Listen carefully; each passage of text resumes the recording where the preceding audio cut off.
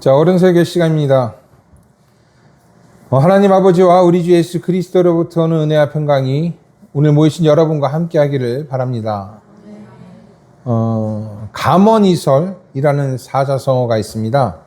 달콤한 말과 이익이 되는 말이라는 뜻으로 달콤한 말로 상대방의 비유를 맞추고 이로운 조건으로 상대방을 꿰는 것을 말합니다.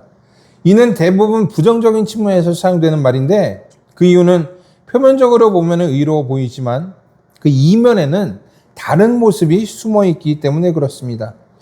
오늘 김종보 집사님께서 봉독하신 오늘의 제1 독서는 하냐냐라는 사람이 나오는 그러한 성경 말씀이에요.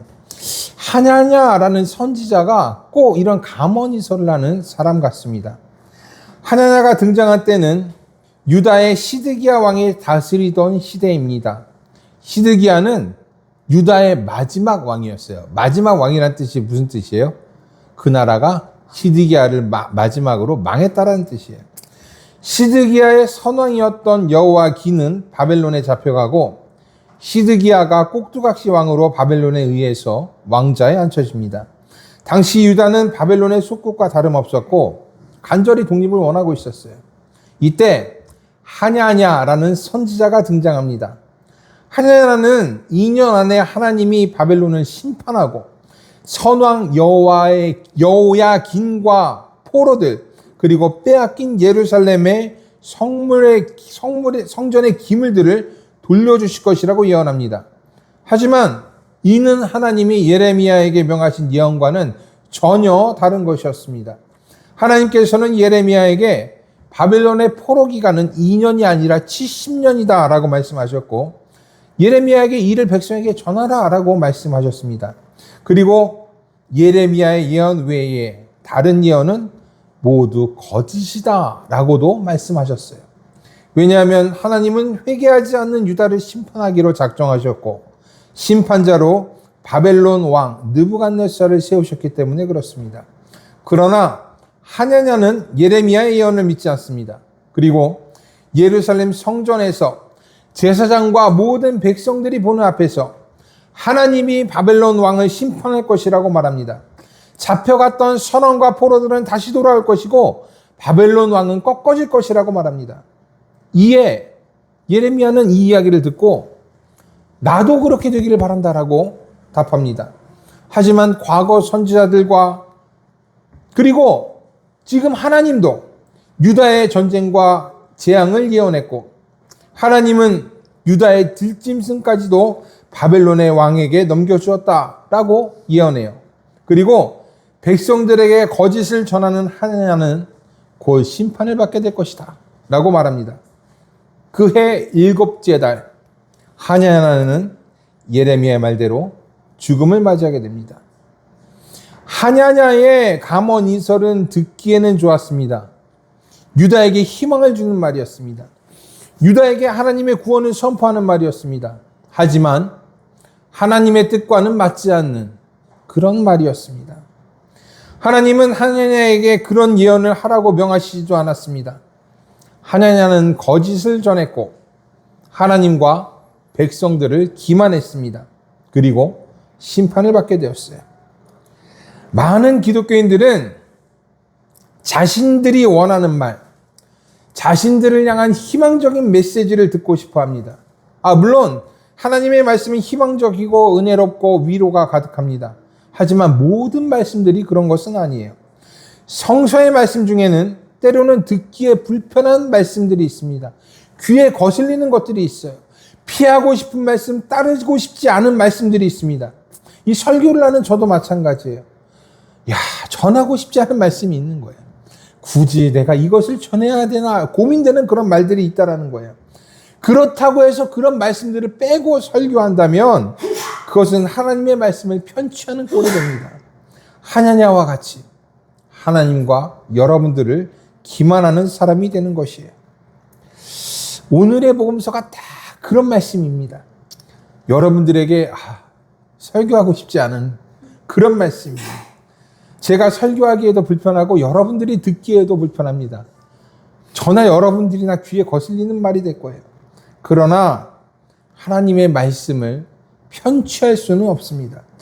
게다가 우리는 교회력에 따라 정해진 말씀으로 예배를 드리고 예수님의 말씀을 듣습니다. 피할 수 있는 게 아니에요. 그래서 저는 이렇게 생각했습니다. 옛말에 입에 쓴 것이 몸에 좋다라는 말이 있습니다. 오늘의 복음서가 그렇게 듣기에는 쓸 것입니다. 하지만 우리의 신앙에는 좋고 우리의 영에는 강건함을 줄 줄로 저는 믿습니다. 예수께서는 오늘의 복음서에서 예수께서는 12제자를 파송하시면서 자신은 세상의 화평이 아니라 검을 주러 왔다라고 말씀하십니다. 그리고 이 검으로 인해서 각 가정에는 불화가 생길 것입니다. 35절, 36절에 있는 말씀입니다. 함께 읽을까요? 내가 온 것은 사람이 시어머니와 불화하게 하려 함이니 사람의 원수가 자기 집안 식구니라. 이 말씀은 우리가 어떻게 이해하면 좋을까요? 평화를 위해 오신 예수님께서 우리 가정에 불화를 주시겠다니 참 받아들이기 어려운 말씀입니다. 하지만 예수님 당시의 유대인의 환경을 한번 살펴보면 이 말씀이 어떤 의미인지 알 수 있을 것 같습니다. 당시 유대 사회에서 가족은요, 단순한 혈연 공동체가 아니었습니다. 경제와 사회의 정체성을 구성하는 공동체였고 하나의 종교 공동체였습니다. 가족의 종교가 곧 나의 종교였고 가족의 신념이 나의 신념이 되는 그런 환경이었어요. 그런데 그 가운데서 한 명이라도 예수님을 믿게 된다면 어떻게 될까요? 가족 전체와 부딪히게 될 것입니다.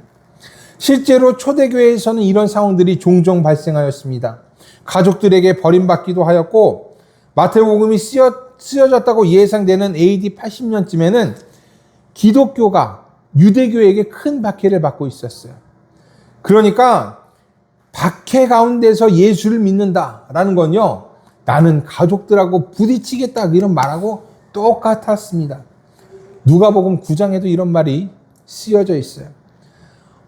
예수님께서는요, 길을 가시다가 날때부터 맹인인 사람들을 만나게 됩니다. 예수님께서는 그 맹인을 고치셨고 그를 고친 날은 안식일이었습니다. 이에 맹인들은 예수님께서 안식일을 지키지 않았다는 것을 문제 삼습니다. 그리고 눈을 뜬 맹인을 추궁합니다.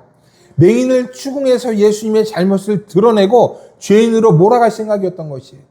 하지만 맹인은 바리새인들의 추궁에 넘어가지 않습니다. 그러자 바리새인들은요, 그 맹인의 부모들을 불러옵니다. 부모를 추궁해서 맹인에게 예수님의 잘못을 드러내게 할 생각이었던 것이에요. 이에 맹인의 부모는 두려움에 휩싸입니다. 그리고 내 아이가 다 컸으니까 이제 그에게 직접 물어보라고 합니다. 자식 감싸지 않은 거예요. 가족 내에서 불화가 시작된 것입니다. 오늘날 많은 사람들은요, 믿음이 자신의 문제를 해결하고 자신들의 가정에 평화를 가져올 것이라고 생각합니다. 예수 믿고 교회 다니면 말 그대로 만사형통의 복을 얻을 것이라고 그렇게 생각하는 거예요. 그러나 믿음은요, 무조건적인 평화를 가져오지는 않습니다.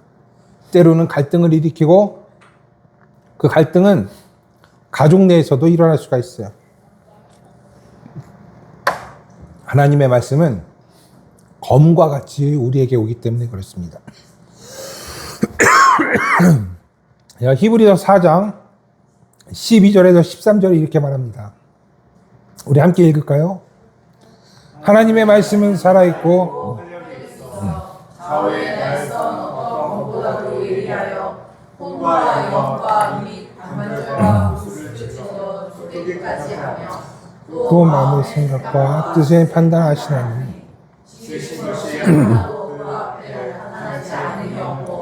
우리의 결산을 받으시기에 눈앞에 만물이 벌거벗은 것 같이 드러나느니라. 검과 같은 말씀은요, 우리의 생각과 뜻을 판단합니다. 우리의 생각과 뜻이 바른 것인지 아닌지, 우리가 욕심을 채우기 위해 하나님을 섬기는 것인지 아닌지, 우리 모두의 생각과 뜻을 판단해요. 그리고 말씀 앞에서 모든 것을 나타나게 합니다. 우리의 뜻, 욕심, 마음, 생각, 우리가 가진 모든 것들이 이 벌거벗은 것 같이, 이 말씀대로 벌거벗은 것 같이 드러나게 되는 것이에요. 그렇기 때문에 가족 간에도 이 불화가 일어날 수밖에 없습니다. 모든 것이 다 드러나기 때문에 그래요. 공동체라는 이름으로 가려졌던 것이 나타내고 드러나게 되기 때문에요. 이는 과거나 지금이나 동일한 일입니다. 물론 지금은 예수님의 시대 유대인들처럼 모든 것을 하나로 뭉치며 하나가 되는 공동체를 강요하지는 않아요.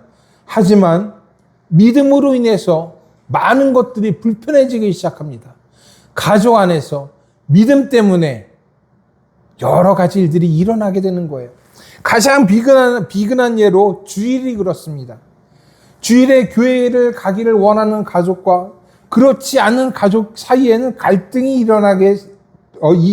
생기기 마련입니다. 이뿐만이 아니에요. 사회생활의 방식이나 어떤 문제를 해결하는 방식에도 차이가 생기기 시작합니다. 복음은 세상과 타협하지 않기 때문에 그래요. 그저 좋은 것이 좋다는 말로 넘어가지 않기 때문입니다. 마르틴 루터도 이를 경험하였습니다. 종교개혁을 진행하면서 루터에게는 모든 것이 다 갈등이었습니다. 가족과의 갈등, 친구와의 갈등, 사제지간, 이 목사와 성도 사이의 이 갈등, 교회와의 갈등, 심지어 황제와 교황과의 갈등도 경험하였습니다. 그렇기 때문에 믿음을 문제를 해결하는 것으로 생각하거나 이 만사형통의 길이라고 생각해서는 안 돼요. 오히려 믿음은 갈등을 유발하고 관계를 어그러뜨립니다. 말씀의 검이 모든 것을 드러내고 나타내기 때문에 그래요. 세상 속에서 잘못된 것들을 바로잡아가고 우리를 그 길로 이끌기 때문입니다. 그래서 예수께서는 37절에서 자신을 가족보다 더 사랑하라 라고 말씀하십니다. 그리고 38절에서는 자기 십자가를 지고 자신을 따르라 라고 말씀하십니다. 루터는요, 소결의 문답서에서 10계명 중 제일 계명인 내 하나님 외에 다른 신을 내게 두지 말라를 해설하면서 내가 가장 신뢰하고 내가 가장 사랑하는 것이 곧 나의 하나님이다 라는 말을 합니다. 나의 부모, 나의 자녀, 나의 재물, 나의 성공, 이런 것들 다 좋은 것이지만 그것이 하나님의 말씀보다 앞서게 될 때는 나의 우상이 됩니다. 나를 위해서, 나의 가정을 위해서, 또 내 가족의 재물과 성공을 위해서 내가 하나님을 믿는다면 그것들이 바로 나의 우상이 될 것이에요. 그래서 나의 발목을 잡게 될 것입니다. 그래서 예수께서는요, 이 땅에 화평이 아닌 검을 주러 왔다라고 말씀하세요. 우리의 믿음을 바로 세우기 위해, 우리가 하나님을 하나님으로서 섬길 수 있게 하기 위해, 그리스도를 따라 십자가의 길을 따를 수 있게 하기 위해 예수님은 이 땅에 검을 주러 온 것입니다. 그리고 이 검은 우리를 바른 길로 이끌 것이에요. 가려지고 감추어진 모든 것을 드러내고 그럴듯한 거짓과 세상이 말하는 가면이설을 끊어내고 우리를 참 생명의 길로 인도할 것입니다. 하나님의 말씀이 검이 우리를 그렇게 할 것이에요. 하지만 이런 길은요, 참 쉽지 않습니다. 무엇보다 가족이 우선되는 현대사회에서는 그래도 받아들이기가 참 어려운 말씀이에요. 그래서 예수께서는 이런 어려운 상황에 놓인 사람들, 그 제자들에게 상급에 대해서도 말씀하세요. 어려운 길을 걸어가는 제 아들을 영접하는 사람은 곧 자신을 영접하는 것이라고 말씀하시면서 영접하는 자에게는 상급이 주어질 것이다 라고 말씀하십니다. 제 아들을 선지자로 생각하고 영접하는 자들에게는 선지자의 상이 주어질 것이고 의인으로 생각하고 영접하는 자들에게는 의인의 상이 주어질 것입니다. 그리고 그 제자들에게 아무리 작은 제자에게라도 냉수 한 그릇이라도 베푸는 자들에게는 그 냉수 한 그릇에 상이 주어질 것이에요.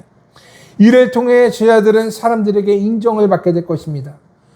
그래서 비록 자신이 가는 길이 고단하고 고되고 어렵지만 사람들은 이 제자들을 통해서 하늘의 상급을 받게 될 것이에요. 그리고 그것이 냉수 한 그릇을 주는 아주 작은 섬김이라 할지라도 하나님은 그 모든 일들을 다 기억할 것입니다. 이것은요, 하나님의 위로와 사랑을 나타내는 것입니다. 하나님의 십자가의 길을 가는 사람들을 얼마나 사랑하시는지, 얼마나 위로하고 계신지를 이 세상에 보여주는 것이에요. 제자의 길은 참 어려운 길이지만 하나님은 그 길을 걷는 사람들을 사랑하십니다. 위로하십니다. 그리고 세상이 그를 존중하게 하십니다. 그를 통해 하늘의 상급을 아끼지 않고 이 세상에 주실 것입니다. 그를 영접하는 것을 통해 하나님을 영접하게 할 것입니다. 그가 바로 하나님의 사람이기 때문에 그렇습니다. 오늘의 복음서는 듣기에 불편합니다. 감언이설처럼 달고 이로워 보이지는 않습니다. 하지만 이 역시도 하나님의 말씀이고 우리가 따라야 하는 말씀이라는 것을 잊지 않기를 바랍니다. 하나님의 말씀을 따르는 길에는요, 갈등이 있을 수 있습니다. 아니요, 있습니다. 가족 간의 불화가 생깁니다. 그러나 그 길을 걷는 자에게는 하나님의 복이 임합니다. 그를 통해 이 땅에 하늘의 상급이 주어질 것이고 모든 사람들이 그 길을 걷는 자를 존중하고 인정할 것입니다.